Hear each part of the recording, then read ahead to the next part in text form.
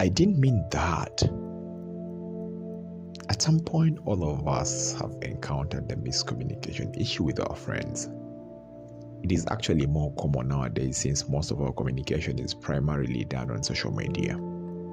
Miscommunication happens when someone says something that wasn't really meant literally. It happens mostly in friendships and has led to many broken friendships.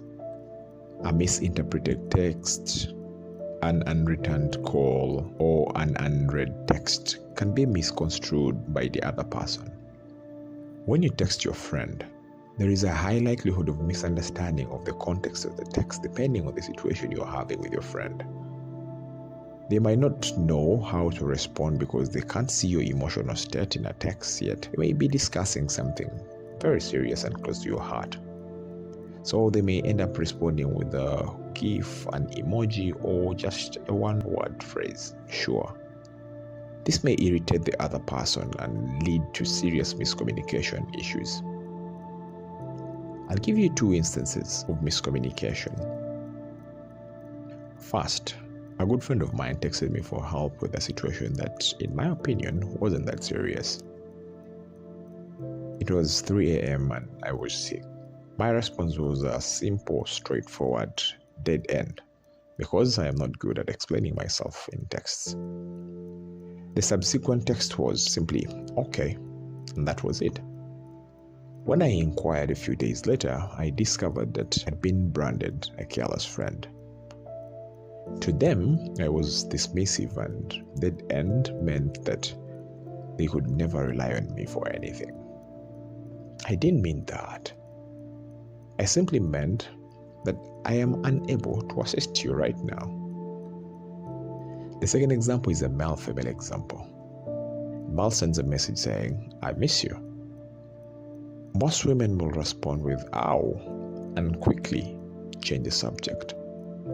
And if your friendship is not clearly defined as platonic, you may be on the verge of experiencing lifelong ghosting. Then you must quickly clarify that you didn't mean that kind of missing. Giving a silent treatment in a relationship, especially if we are talking about friendships, may be worse than using harsh words.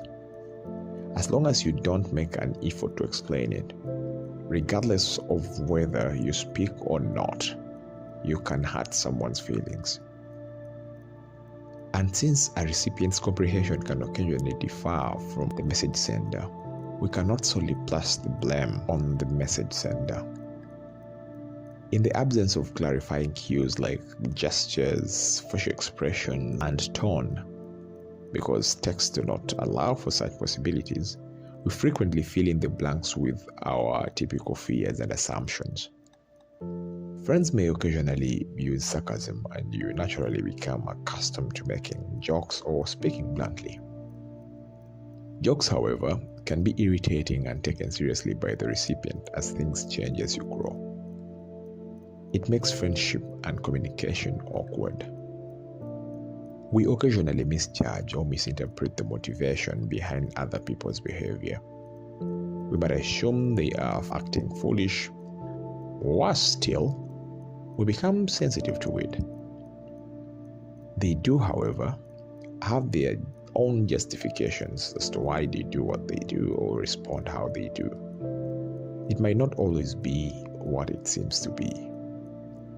My main takeaway in this is, since we live in a society that is rapidly expanding and constantly engaged in conflict because of our social fears, it is important to always try to get to the bottom of a communication before coming to a conclusion. And if the circumstance has already gotten out of hand and you still want to maintain your relationship, you always have to try and reach out. However, do not use texts to try and clarify, because they'll still be misjudged. Secondly, you have to try and show empathy to your friend because their feelings are valid and they are real. And lastly, and the most important bit, is that seek forgiveness and closure. My name is Abbas Banaheri, and this is In My Voice.